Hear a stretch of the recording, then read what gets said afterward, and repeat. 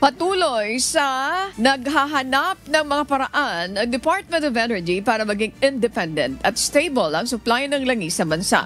Ayon kay Oil Industry Management Bureau Director Rino Abad, nagsasagawa ng exploration ang ahensya sa potensyal na pwedeng pagkunan ng sariling langis sa ating teritoryo. Ngunit maaari pa itong abutin ng 15 taon. 5 taon dito ay para sa paghahanap ng lugar na may makukuhang langis. Karagdagang 5 taon para sa drilling and development.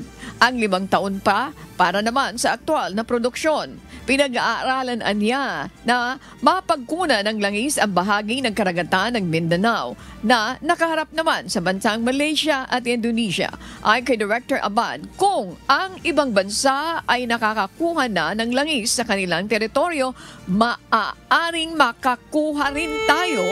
You're looking at 10 to 15 years bago magkaroon ng actual production from exploration, discovery, development. So, with the same geological age nung area, hindi malayo na makahanap din tayo ng ganong mga resources, oil and gas dito sa side naman natin.